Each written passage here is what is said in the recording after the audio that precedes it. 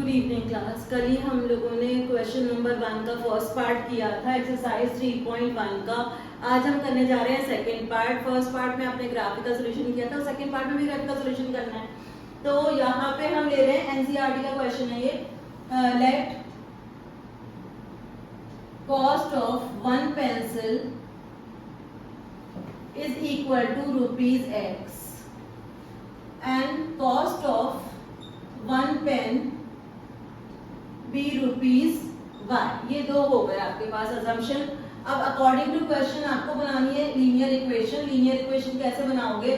यहाँ पे लिखो 5x, बिकॉज 5 पेंसिल है तो 5x आएगा, 7 पेन है तो 7y आएगा। टोटल मिला के इसकी कॉस्ट है 50। हो गया है इक्वेशन नंबर 1। अब दूसरे में देखो 7 पेंसिल और 5 पेन टुगेदर, तो पेंसिल की कॉस्ट x अज्यूम करिए तो 7x plus 5y is equal to 46। जब कभी भी हमें ग्राफ बनाने होते हैं तो हमेशा टेबल बनानी चाहिए और टेबल में 0 0 वाले पॉइंट जरूर लेने चाहिए, चाहे वो फ्रैक्शन में भी क्यों ना आए, बिकॉज उससे आपकी लाइन की पोजीशन पता चल जाती है।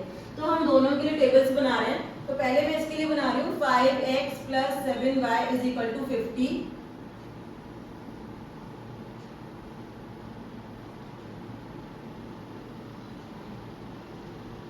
x एंड y, x की वैल्यू सबसे पहले 0 पुट कर दो। अगर 0 पुट कर रहे हो तो यहाँ पे 50/7 आ रहा है, जिसको कि हम अप्रोक्सीमेटली डेसिमल में भी निकाल सकते हैं। तो 7 7 49 और फिर बचा मेरे पास 10, तो उसका हो गया 7 1 7। तो ये भी सही है हमारा।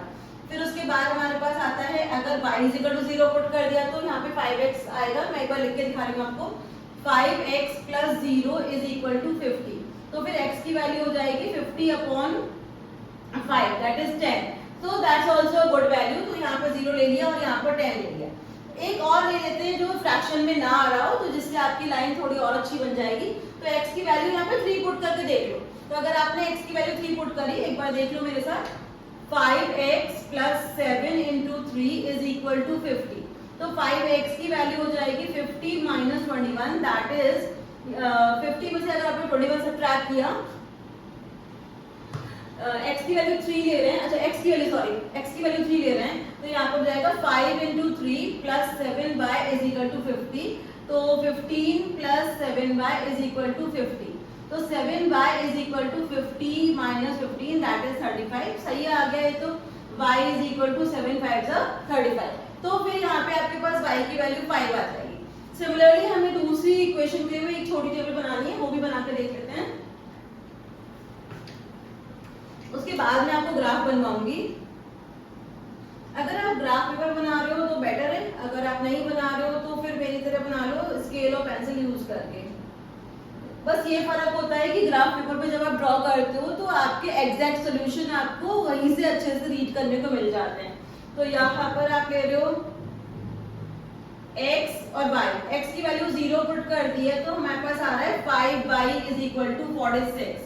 तो y की वैल्यू हो गई 46/5, तो ये तो हो ही जाएगा 9.2। तो यहाँ पर आपके पास 9.2 आ गया। अब आप ले रहे हो y is equal to 0। y 0 लेने पर आपके पास 46/7 आएगा। तो यहाँ पर लिख लो 46/7, अप्रॉक्स वैल्यू ले लो इसकी भी। तो ये हो जाएगा आपके पास 642 और बचा 40, तो 6.5 के अप्रॉक्स हो गया। एक वैल्यू और ले लो जो डेसिमल में ना आ रही हो। तो डेसिमल में नहीं आ रही तो वही सेम वैल्यू ले सकते हैं 3 और 5। ये पता भी चल गया आपको कि x की वैल्यू अगर 3 पुट कर रहे हो, देख लो मेरे साथ।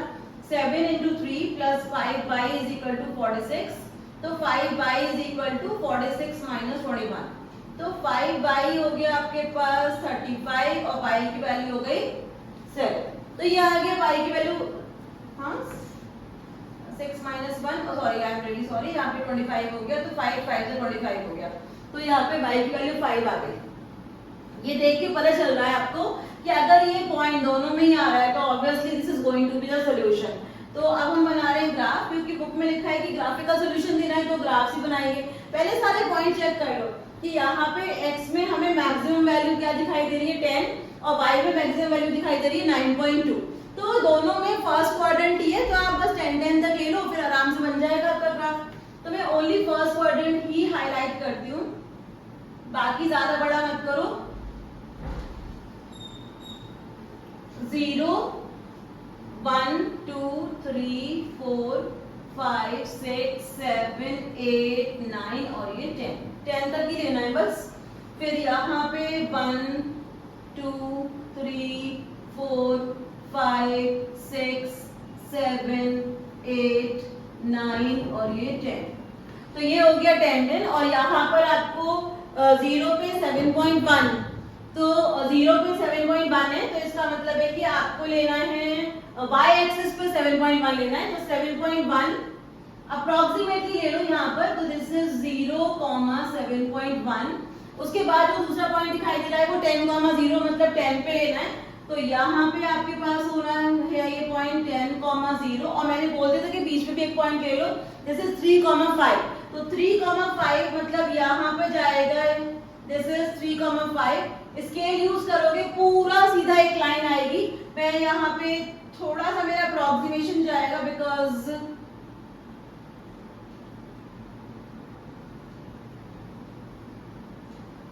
मैं बिना उसके बना रही हूँ। तो ऐसे समझ लो कि ये वाला पॉइंट तुम ग्राफ पे ले रहे हो तो it will be approximately here. आना तो स्ट्रेट लाइन ही है, स्ट्रेट लाइन की इक्वेशन लिख दो यहाँ पे लिख दो 5x + 7y = 50। अब दूसरी इक्वेशन बनाते हैं। दूसरी इक्वेशन पे आ रहा है 0, 9.2। इसका मतलब y एक्सिस पे कहीं ना कहीं आपको 9.2 के आसपास, तो 0, 9.2 ले लिया आपने। दूसरा है 6.5, 0। 6.5, 0 बिल्कुल एग्जैक्ट यहाँ पर आएगा 6.5, 0 और 8.2 कॉमन है 3, 5, तो ये बनाना नहीं पड़ेगा। फिर वापस से लेके आओ,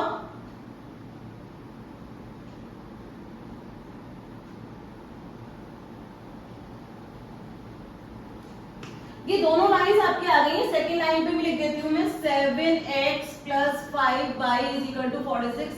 टेबल में ही 3, 5 आ गया था तो सोल्यूशन तो है 3, 5।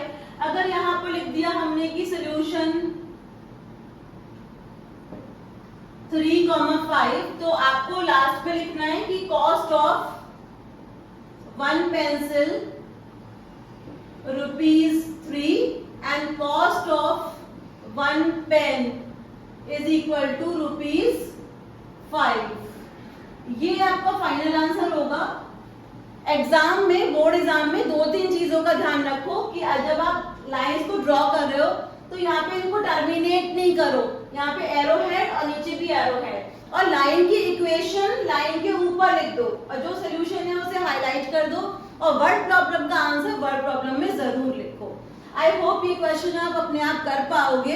इन केस आपको कोई भी डाउट आता है और आप चाहते हो कि मैं ये दोबारा समझाऊं तो you can write down in the comment में बता दो कि आपका ग्राफ सही से बन चुका है या नहीं बन चुका। एंड अगर आपको ये बहुत अच्छे से समझ में आ गया है देन मेरी वीडियो को लाइक, शेयर एंड सब्सक्राइब कर दीजिएगा। All the best.